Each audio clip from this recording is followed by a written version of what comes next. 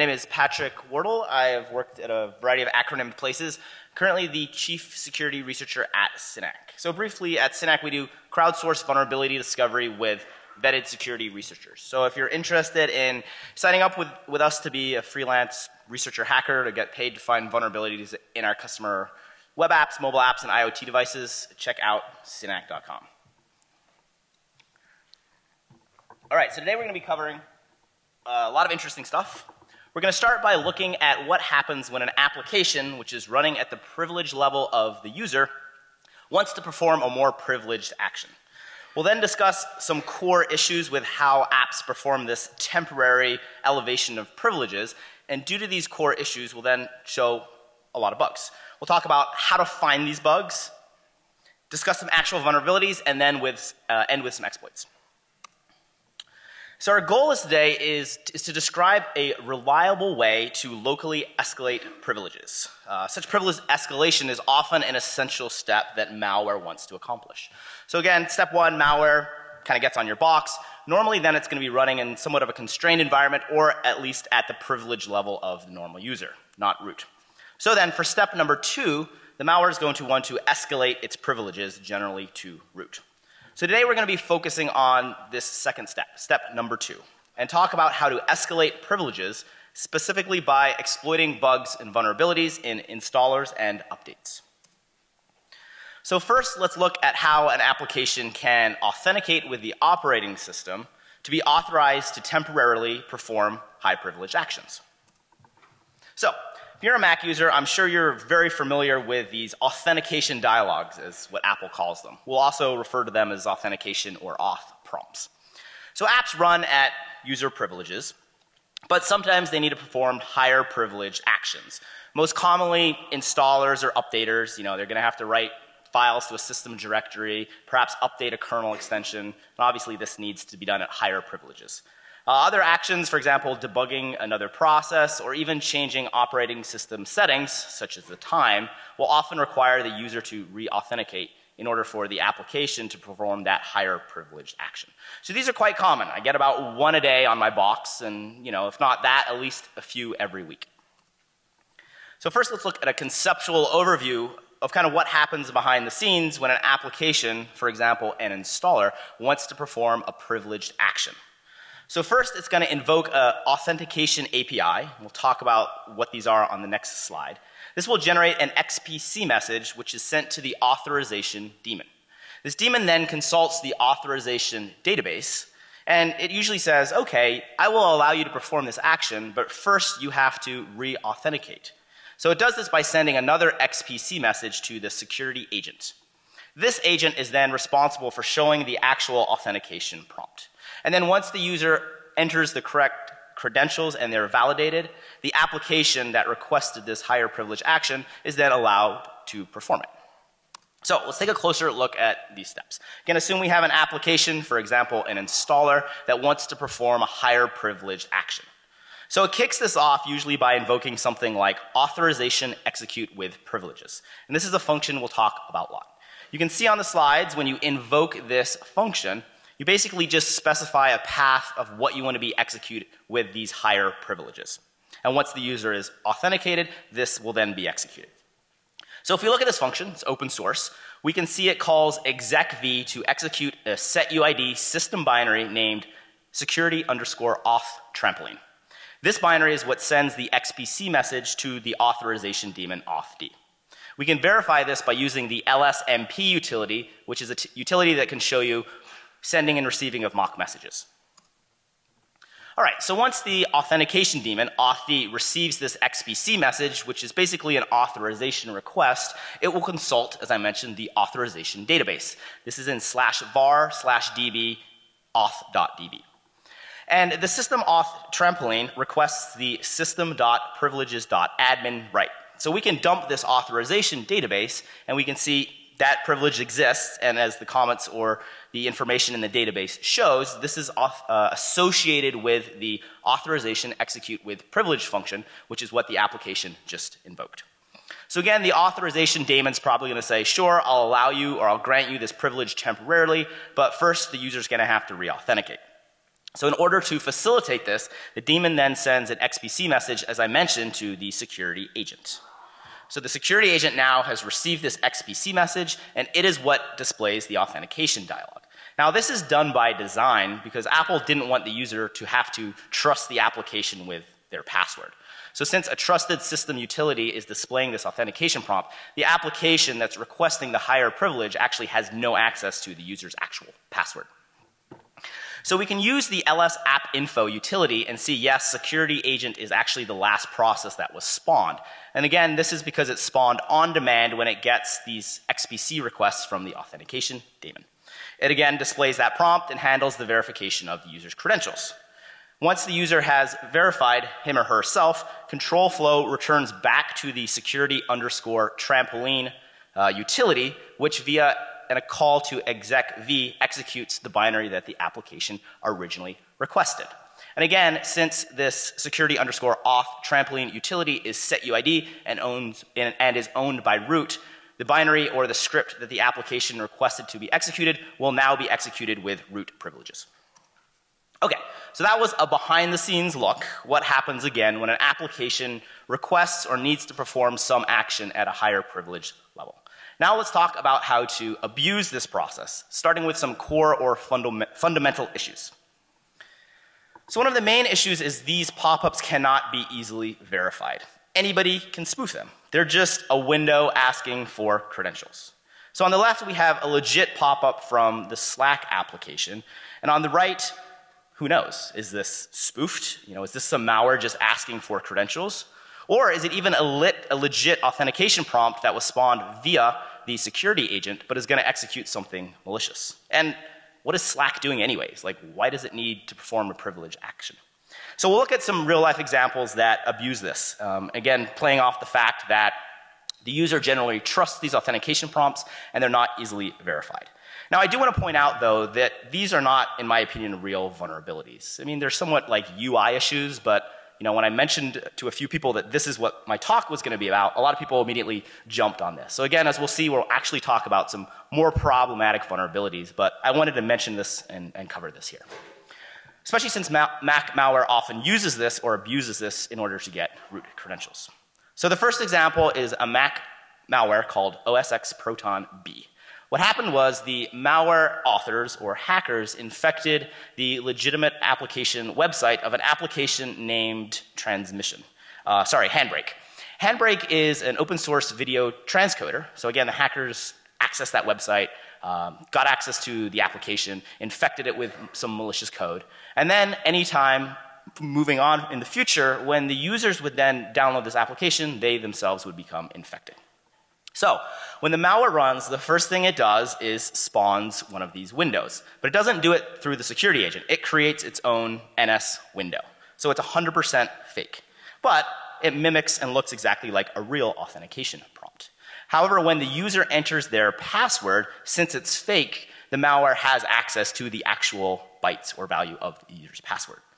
So we can see this in a debugger. If we attach to the malware, when the user enters their password, we can see it's present in the malware's memory. And then the malware used this to execute something as root. Now there's also nothing stopping malicious code from creating a real authentication prompt and then get something to be executed as root once the user authenticates. And by real, I mean via these system APIs such as authorization execute with privileges. Again, it's about 3 lines of code, so here's an example how trivial it is to create a legit authentication prompt that will then execute something malicious. If you want to make it malicious but convincing, very easy to do. Here I just grabbed the actual icons from the legitimate Slack application, copied them into my Xcode project.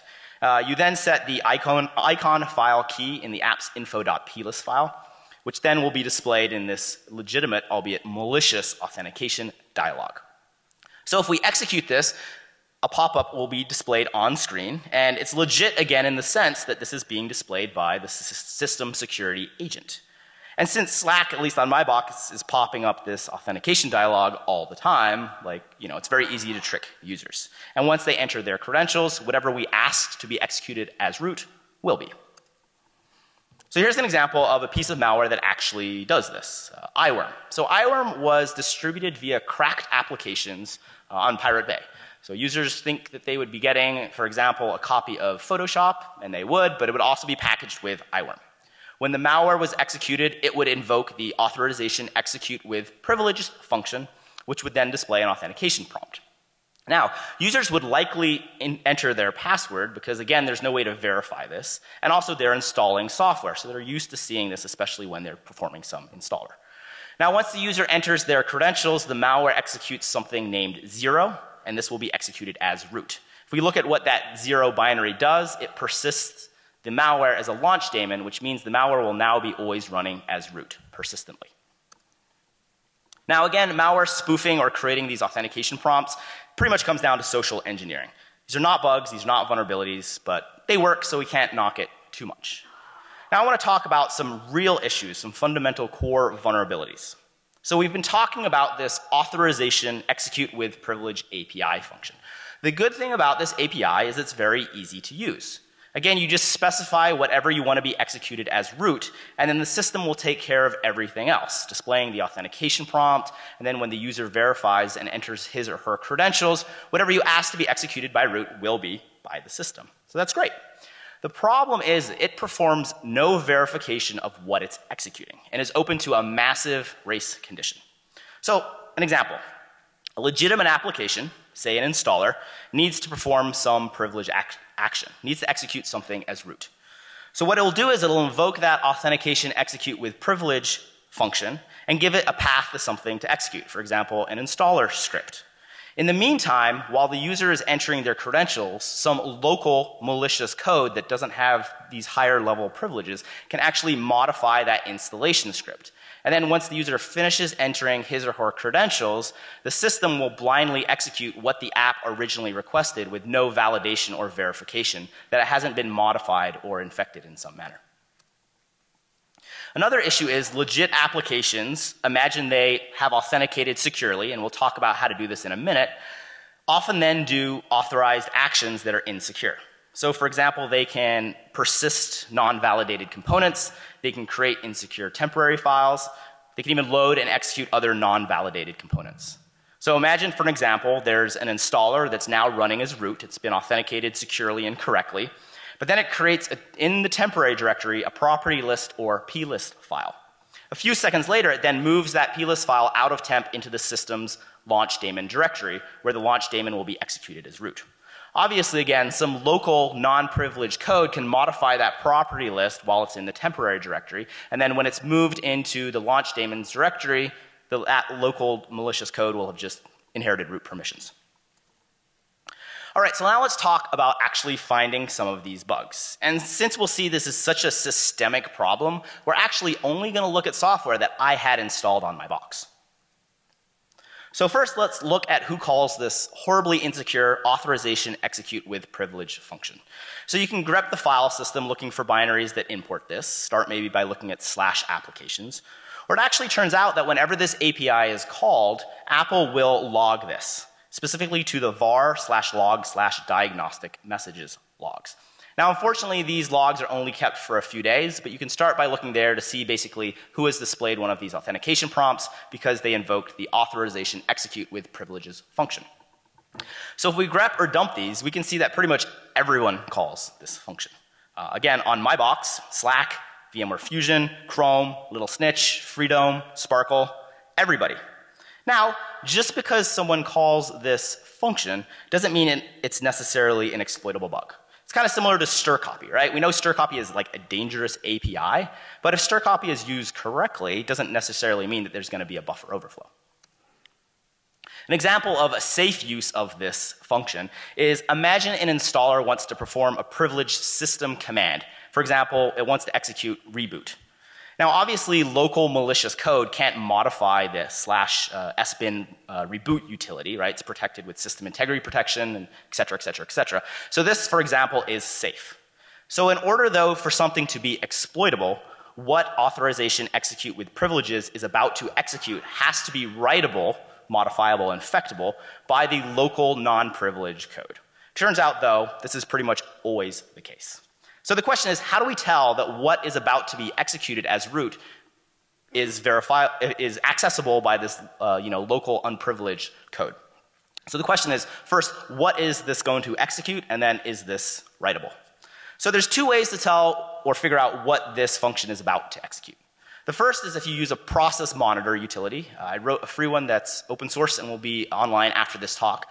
We can basically look at the arguments to the security_auth trampoline. Again, this is the setuid process that gets invoked when someone calls authorization execute with privileges.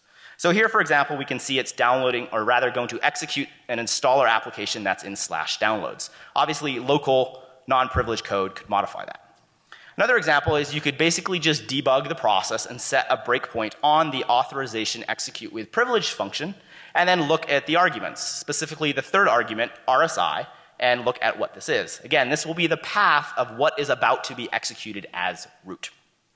And once we know what is about to be executed, we can check the permissions of this file, usually a script or a binary, and if it's owned by the user, which it normally is, this means code that's running as user, not root, can modify this code. And again, once the user then authenticates, we will have root. So later we'll talk also about how apps should securely authorize or authenticate themselves. But as we mentioned, even if they do that securely, if then they execute other actions which themselves are insecure, this still gives us an opportunity to elevate our privileges to root. So in order to find these bugs, pretty much what I do at least is monitor the file system or watch what processes these higher elevated privileged applications will then execute. So again, the question is, can the unprivileged code modify these? Example, a property list that an installer application, it might have in its /resource folder in the downloads directory. It might be authenticated correctly and securely, but then goes to execute that secondary component itself has not been validated. So again, perhaps local malicious code can modify that and get root via that means. All right, enough with the conceptual blabbering. It's time to talk about some exploitable bugs. In this section, we will talk about the bugs, and then in the next section, how to generically exploit such vulnerabilities. And note, if I don't mention a CVE associated with a vulnerability, it's a 0-day or a bug that the vendor has decided not to patch. So the first bug is in a popular IoT device, one that I use, DropCam. Basically, when you buy a new DropCam and you go to configure it, the instructions say plug it into the computer. This will mount something on a drive. Double click that, which is the installer application, and then follow the authentication prompt and it will install and configure the DropCam for you, basically setting up the Wi-Fi networks, etc. for the IoT device. So it turns out, though, when it executes this application off this mounted share, what it does, it makes a copy of the installer application into the user's temporary directory. It then executes this via the authorization execute with privilege function in order to execute that with root privileges. So what we can do is we can attach to this process with the debugger. Here we use LLDB. We set a breakpoint on the authorization execute with privilege function, and when we hit this breakpoint, we can dump the third argument, again RSI, and this is the path to what is about to be executed with root privileges. And again, we can see it's the installer application that has been copied into the user's temporary directory. Now again, there's a large window of time when the user is legitimately authenticating where local malicious code could modify that installer application in the temporary directory. And again, since the authorization execute with privilege function does not validate what is about to be executed, as soon as the user completes the authentication, our malicious code will be executed now with root privileges. Next is Chrome. This is a rather popular browser that I use on my box. It also invokes the authorization execute with privilege function in a variety of instances. For example, if you're installing it as a non-admin user, or if you're setting things up like auto updates. So we can observe this by running our process monitor, and again we see that security_auth trampoline process, and if we look at what that is about to execute as root, we can see it's a script named keystone_promote_preflight.sh. This script, which again is run as root once the user authenticates, is owned by a normal user. So this means at any point, any local non-root code on your box could modify that. And then when the user performs, for example, sets up an auto update, Chrome will blindly execute that as root. Next up is little Snitch. This is everyone's firewall on MacOS, something I used to run until I wrote my own. Unfortunately, their installer had a local privilege escalation. And And this is an example of something that authenticates correctly, but then performs malicious actions that then non-privileged local code could leverage to elevate its privileges to root.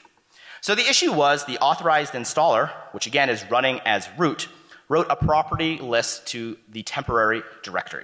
It then moved that into the launch daemons directory where it would be loaded and executed as root. So again, what local privileged code could do was modify that property list when it was in the world writable temporary directory, and then it was moved into the system launch daemon directory and executed, the malicious code would get root. So if we take a closer look at this bug, on the screen at the top right, we can see the little snitch installer calls something write plist owner mode to file. And we can see this calls the ns temporary directory function to get the user's temporary directory and write out what will be the launch daemons property list. So what we can do is we can attach a debugger to the installer and then set a breakpoint on the method execute command as root. And when we can see what this command is then doing is moving the plist from the temporary directory into the system launch daemon directory and then setting it to be owned as root. Obviously, again, while this is in temp, a user who doesn't have correct privileges or some malicious malware could modify that, and then it would be execute with higher privileges to root. Little Snitch actually patched this really quickly, so kudos on their response, as CVE 2017-2675. I also do a lot of malware analysis, so I use VMware.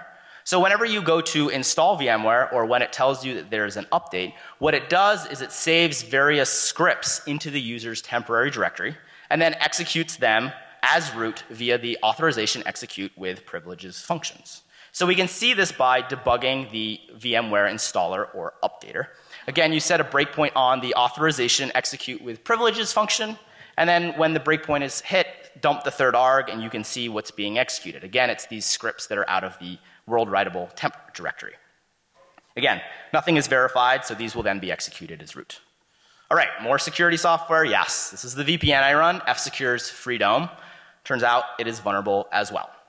So when you install this VPN, it tells you, hey, I'm about to show you a pop-up, please enter your credentials. And then when this pop-up is displayed, it doesn't actually say Freedome is doing it. It says something named OSA script, which is Apple script.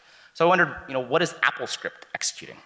So if you disassemble Freedome, we have some disassembly on the slide, we can see it's executing an Apple script to authenticate and then execute something as root via the do shell script with admin privs. This then calls Apple script to display an authentication prompt, and when the user enters their credentials, whatever was requested is executed as root. So our process monitor shows that the Apple script is executing a script in the applications bundle, which is of course writable or modifiable by local non-privileged code. Next up is Sophos. Yes, due to work compliance, I have to run antivirus on my computer. My boss told me though if I found a vulnerability in it, I could uninstall it. So this was kind of the motivation for that. Gonna hold them to that.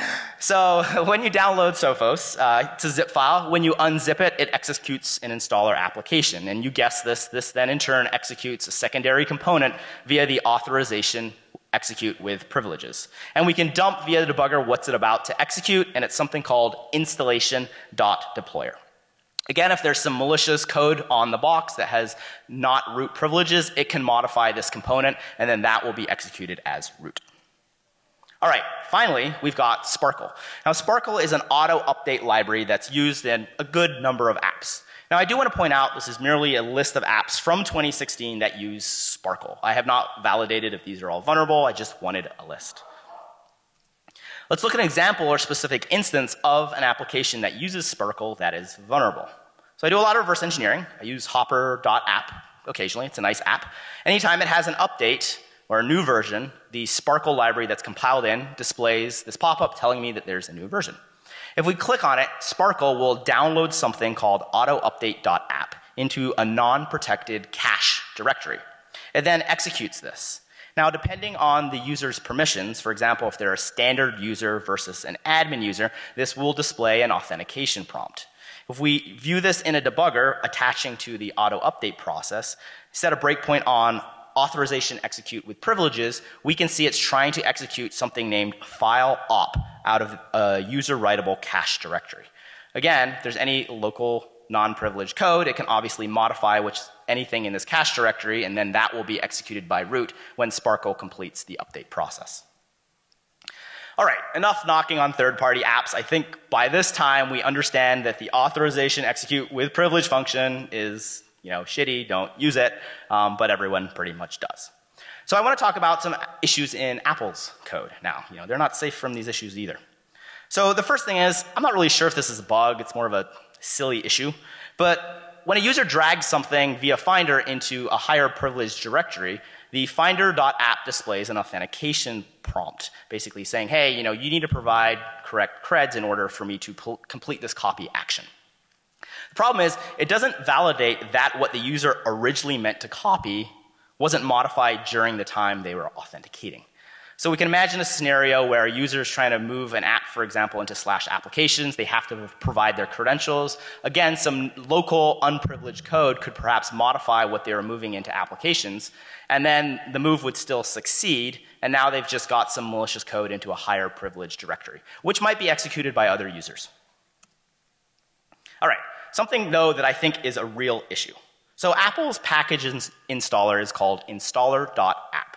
Basically, when you double-click on a PKG file, installer.app will be automatically executed to handle the installation of this package. And why does this happen? Well, if we dump the info.plist file of the installer.app, we can see it advertises as the default handler for packages. Note also, it's a signed utility via Apple and also has some special privileges or entitlements. So here's an example when, again, a user double-clicks on a PKG file, installer.app will be executed to handle that. It will display this nice installation prompt and then request user permissions. Again, this is all just standard stuff. I took a closer look at this process and realized that this signed trusted installer.application would load dynamic libraries from /temp. I have no idea why. Now, we'll talk shortly about weaponizing this, but let's look at what is going on. So when the user double-clicks on a PKG file that has a plugins directory, installer.app would take those plugins, copy them into the user's directory, and then load them into its trusted process context. In a debugger, we can set a breakpoint on DLOpen in the installer.application, and then we can dump what is about to be loaded, and we can see, yes, it's about to actually load an unsigned dynamic library from the user's temporary directory. You can also use an application like Task Explorer, which I wrote. We can filter on unsigned dynamic libraries and see, yep, there is an unsigned dynamic library loaded from the temporary directory. All right, so that's about 1,000 ways to get root, but what if you want more? And not because we're greedy, but on recent versions of macOS, you actually are still somewhat limited when you have root permissions. You can't bypass system integrity protection to modify operating system components, and you can also not run unsigned code in the kernel. So the bugs I found that I'm going to talk about here need root in order to trigger, but once you then exploit these vulnerabilities, you have these even higher privileges. So the first bug allows us to bypass system integrity protection and also survive a full OS upgrade. This is something that malware would like to do. All right, so it's time to upgrade. What happens is the user will download the OS update from the App Store. Long story short, an entitled binary named OSI helper D will tell the system to boot off an installer image, install esd.dmg. This is what is downloaded from the App Store. And then this is when the system reboots what actually installs the new version of the operating system. So our goal is to get into this installer image because once the system has booted off it, we are essentially booting or executing outside the context of the operating system. So operating system level protections such as system integrity protection are no longer in play. So Apple generically realized this attack vector, well that is to say blessing off an untrusted disk image, so they block that ability unless you have the correct entitlements, which an Apple utility such as OSIS helper D has. So step one is to get a dylib into the OS installer application, which is downloaded from the App Store when the user wants to perform an upgrade.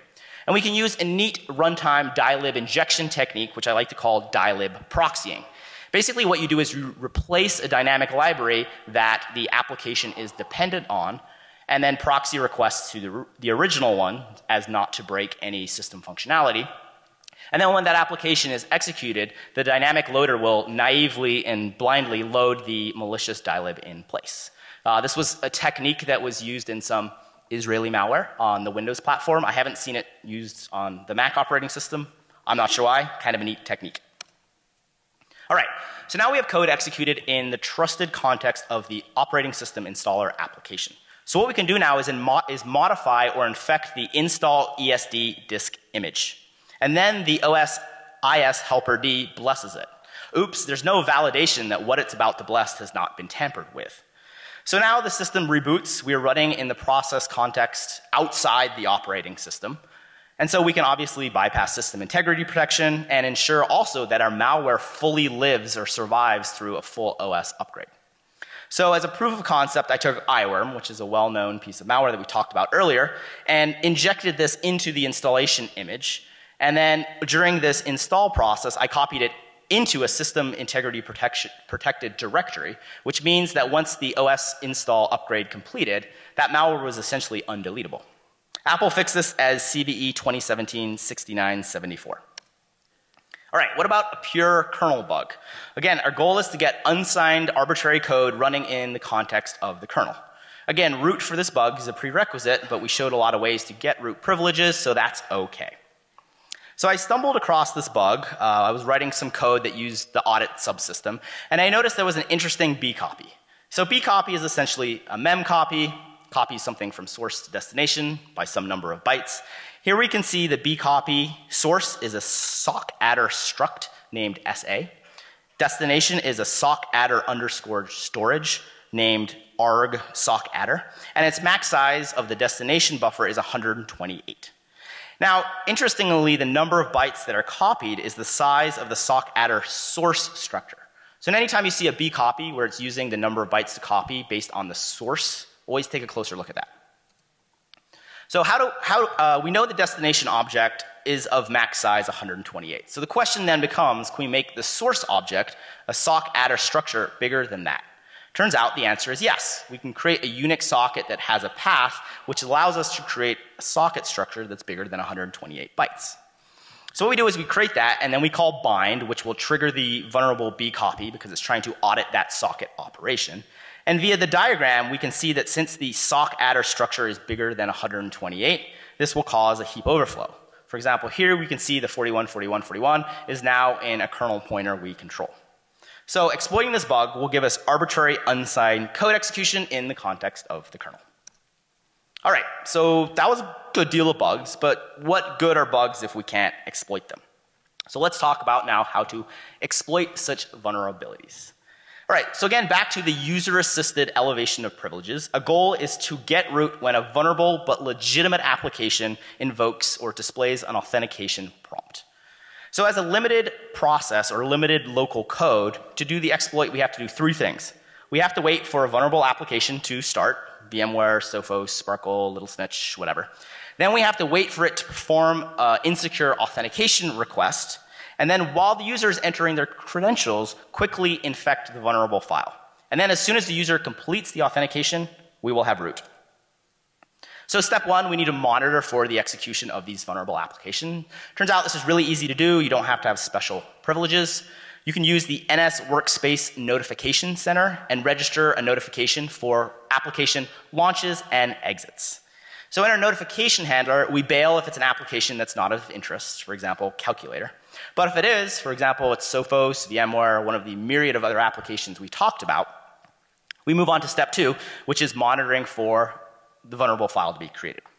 We also care about application exits because we want to stop monitoring once the application exits. Okay, so as non-privileged code, you can watch for specific files or directories using fs events. So here's some code where we watch for a target file. Now this will be application specific. For Little Snitch, for example, it's a property list in the user's temporary directory. For Freedom, it's a script in their application bundle. For Sparkle, it's the auto update application that's downloaded. Either way though, we can detect when these vulnerable files are created. And once we get a callback in our callback handler, we know it's go time. Let's go infect. All right, so now we've seen the file has been created. Again, once the user authenticates, this will be executed as root with no verification. So we mentioned again, this file will be application specific, so this dictates the infection technique. So for example, for a property list or plist file, we're probably going to modify the program arguments array and point it to a malicious binary. For a script, you can just infect it by adding some extra commands that you want to be executed as root. And if it's going to execute a mock-o binary as root, you can either infect that or you can actually just replace it with your own binary, and again, that will be executed as root. And a very valid question is, don't we have to win a race? And the answer is yes. So again, the application is usually going to drop whatever it wants to execute as root, then throw up the authentication prompt, and then while the user is authenticating, we can jump in and infect that. So this user authentication usually takes at least 1 or 2 seconds, and that's a massive window that we can always win. Now, a prerequisite of this exploitation is that this non-privileged local malicious code has to have the ability to write to the item that's about to be executed, right? If it's non-writable, we can't modify it or touch it. This is usually just an issue, not because we don't have the correct permissions, but because of what is about to be executed is on a read-only share. So one example is due to Gatekeeper. So I found a bunch of issues with Gatekeeper, and the way Apple fixed them is to implement something called app translocation. Basically now on modern versions of macOS X, if you download a zip file from the internet, when you go to double click and unzip and execute the app within it, it's transparently copied to a read-only share and executed from that share. And this is to deal with a bunch of Gatekeeper issues.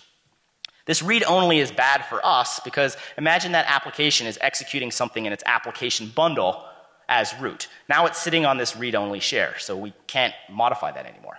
Well, it turns out this is pretty easy to bypass. Again, if you're local non-privileged code, you can just remove the quarantine attribute from that downloaded zip file, and then app translocation won't happen. The application will remain in the downloads directory, and you can modify it as much as you want.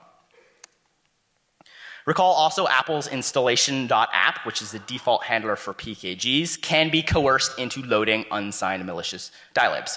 What if the package, though, doesn't have plugins? Well, it would be great if we could basically infect arbitrary PKG files. So normally PKG files are distributed on disk images, DMGs. And when you double click a DMG, it's mounted but on a read-only share. So again, this is problematic for us. What we can do, though, is as local non-privileged code, we can register to be the default handler for DMG images.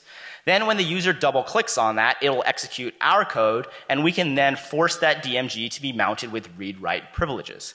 We can then modify that package, inject a malicious plugin, and then when the user double clicks on that, that malicious unsigned dynamic library will be loaded into the trusted process context of Apple's installation application. All right, so that was generically how to exploit some vulnerabilities and how to deal with read-only issues. Let's now look at some actual exploits. So demo time, here we have VMware. It's telling us to do an update, and we're good users, so we know that when an application requests an update, we should listen because it's going to patch security fixes and give us all these great new features. So in the demo, we'll see the exploiter utility, which is running with normal low-level privileges, is going to detect that VMware is running. It's going to register a file watch for the scripts that VMware drops into the temporary directory and then infects those scripts. And then when the updater completes by asking the user to please provide their credentials, we will pop calc as root. So watch closely. We're waiting for VMware. We see VMware is running. We detected that the script is about to be present. In a second, infect that. VMware legitimately asks for creds via the authentication execute with privilege function. As soon as that executes, whatever VMware asked to be executed, which were scripts out of the temp directory, are now executed as root. And again, there's no verification on these, so we pop calc as root. Here's an, yes.